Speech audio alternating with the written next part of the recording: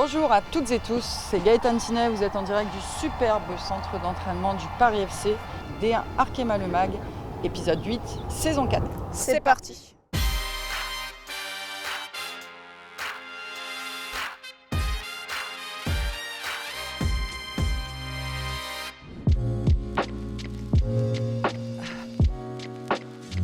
Gaëtan, comment trouves-tu cette saison? On reste invaincu en 2022, donc qu'en penses-tu? Je trouve que c'est une très belle saison. Depuis septembre, il y a une vraie régularité, une progressivité dans le jeu, donc c'est très agréable. Il faut continuer parce qu'il y a un jeu qui est fluide et des joueuses qui prennent du plaisir et ça se ressent. 14 victoires sur 19 matchs, c'est pas rien en fait, c'est pas du hasard, donc très très belle saison qui peut être encore plus belle si on finit avec 3 superbes matchs qui arrivent.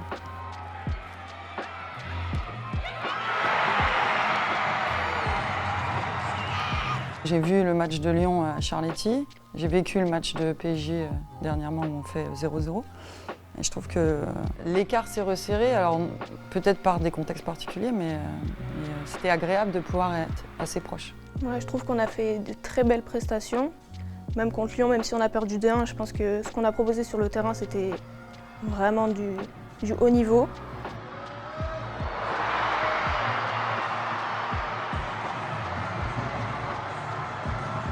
Contre Paris aussi, on a réussi à faire 0-0. Donc je pense qu'on se rapproche de Lyon et Paris. Il y a une très très belle équipe de Paris FC qui fait un très très bon parcours avec une équipe très très complète, avec des internationales, avec beaucoup de potentiel offensif et puis qui a tout à gagner sur ce type de rencontre. Dans la construction du jeu, on montre des choses qui sont proches du très haut niveau. Je pense aussi que beaucoup de joueuses ont pris plus de confiance et je l'ai vu en début de saison parce qu'il y en a beaucoup qui ont pris des responsabilités qu'elles prenaient moins avant. Mais je pense surtout que c'est le fruit du travail des 3-4 dernières années. Je pense que notre grande force, ça a été d'apprendre de nos échecs. Et aujourd'hui, on a un groupe qui a grandi et qui est pour certaines plus à maturité. Et même vous, les jeunes, je ne sais pas comment tu le ressens, mais il y a une confiance, il y a une certaine fluidité avec le staff, avec les joueuses, on se sent bien, on s'éclate un peu. Peut-être. Si, on se sent très bien. Voilà. Ouais. Et on ne ressent pas trop la différence d'âge ou d'expérience. Non, mais dans le vestiaire, tu parles? Oui. Pas sur le terrain? Si, partout. Il y a un vrai groupe qui se dégage et pour avoir, pour le coup, beaucoup d'expérience. C'est des choses qu'on recherche et qui sont pas si fréquentes dans une carrière.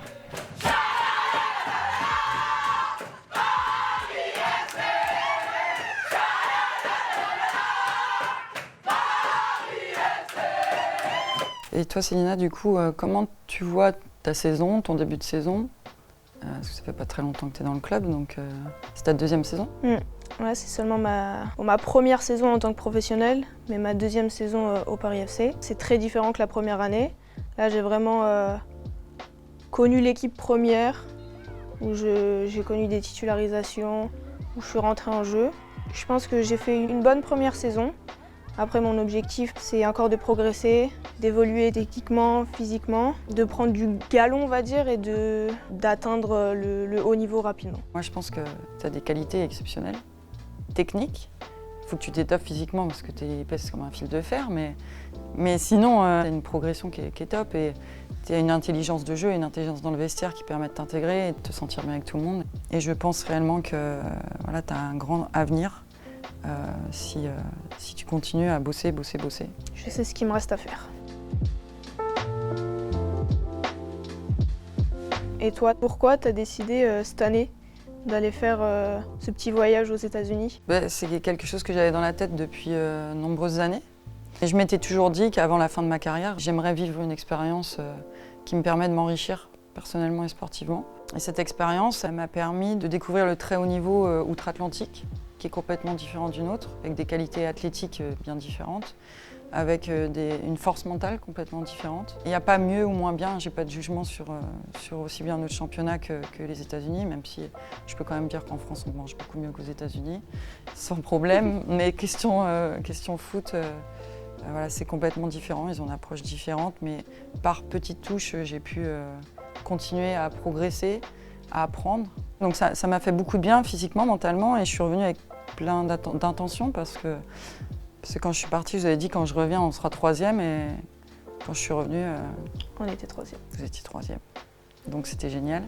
Mais j'avais la mission aussi de me dire que mon arrivée, c'était de ne pas perturber le groupe qui fonctionne, de reprendre une place sans pousser tout le monde, parce que je sais aussi la place que je prends et je n'avais pas du tout envie de ça. Et du coup, ça s'est fait de manière très fluide et c'était génial.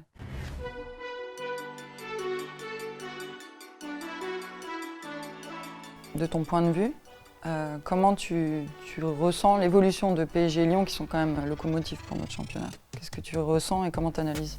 Je pense que le niveau entre PSG et Lyon, il est très petit.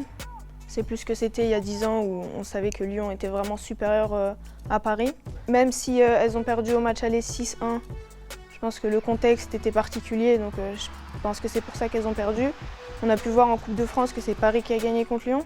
Et d'avoir ce type d'équipe dans notre championnat, ouais, c'est quelque chose. Ça nous permet aussi de progresser en tant qu'équipe quand on les joue. Notre état d'esprit, il est conquérant, forcément, et on a la volonté de prendre les matchs les uns après les autres. En tout cas, on a notre destin entre nos mains, c'est-à-dire que si aujourd'hui on fait le nécessaire et qu'on engrange les victoires, eh ben on sera en bonne voie pour aller chercher ce titre de championne de France. Lyon et PSG ont dans leurs effectifs des joueuses de niveau mondial avec des expériences internationales. Parce qu'en fait, nous, la grosse différence, c'est qu'on a des joueuses à énorme potentiel, mais on va manquer d'expérience par rapport à elles, c'est-à-dire de vivre une Coupe du Monde, de vivre les Jeux Olympiques, le Championnat d'Europe. Et c'est ce qui fait aussi la différence. Nous, on met du temps à arriver à maturité, elles prennent les... Et ces clubs-là ont la capacité de prendre des joueuses qui sont déjà matures. Donc il y a des coups comme cette année où nous, on est à maturité, tac, on se hisse un peu entre tout le monde. Et puis voilà, c'est l'alignement des planètes.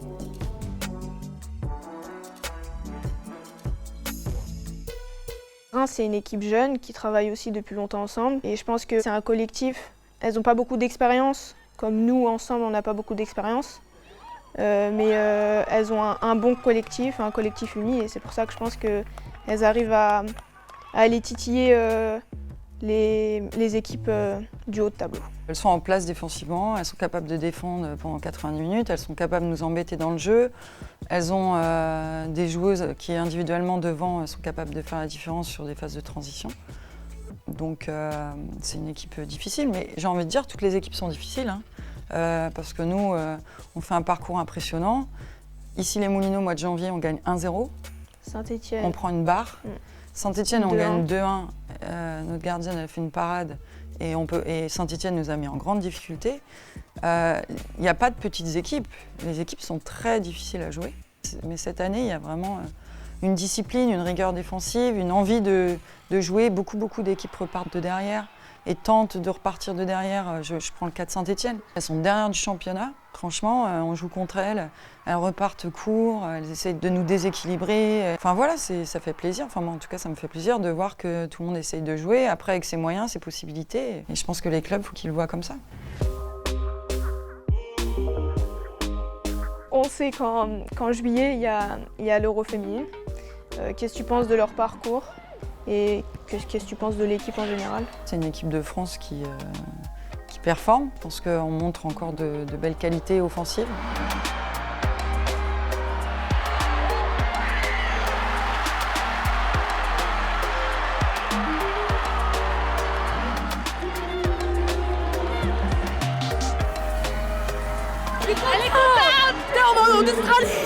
On a notre carte à jouer parce qu'il y a des joueuses qui commencent à être à maturité et qui prennent confiance. On a des joueuses en équipe de France qui sont d'un gros potentiel.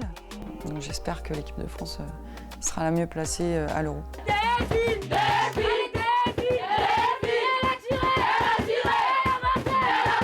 On vous l'a dit, on a l'ambition d'aller chercher la coupe le 31 juillet, donc on s'en cache pas. Maintenant, on sait que la tâche sera difficile. Chaque chose en son temps. Ce soir, on savoure la qualification, qui était une autre compétition. On aura le temps, d'ici quelques jours et quelques semaines, de se mettre la tête à l'Euro.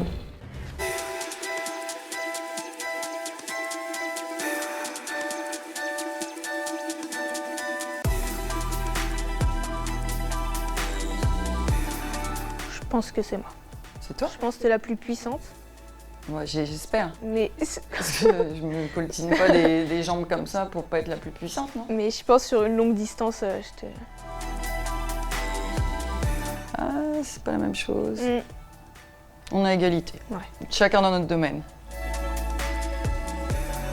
Elle me nourrit en fait. Ouais, Donc, quand je lui ramène de la shorba.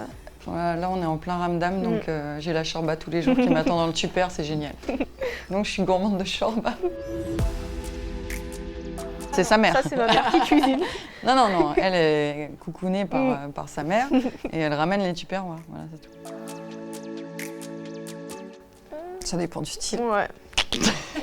Quand il y a du diam, c'est toi. Ouais, moi, je suis fan de Diams. T'as un talent? Bah, un peu quoi. C'est quoi? La danse, Tu sais danser? le rock'n'roll. Et du coup, comme c'est une danse qui est très très ancienne pour les jeunes, je l'apprends aux jeunes. Donc là, la semaine dernière, on a fait le 8 et... C'est vrai, hein? Et le... Il y avait des gestes stylés. Non, on ne fera pas de démo, parce qu'il ne faut pas abuser quand même. C'est dans des contextes très particuliers.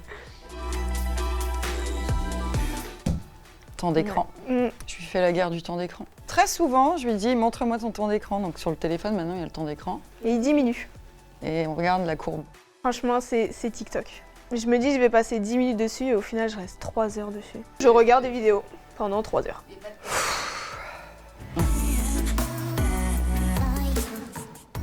Shifumi. Shifumi.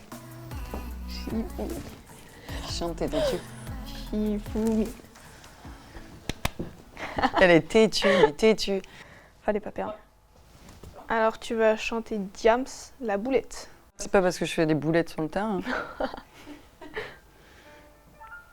putain, t'as abusé. Ouais, je me la raconte, ouais, je déconne. Non, c'est pas les codes qui m'a dicté mes codes. On m'a dit que t'aimais le rap. Voilà de la boulette. Sortez les briquets. Ouais, je me la raconte. On m'a dit que t'aimais le rap, voilà de la boulette, sortez les briquets.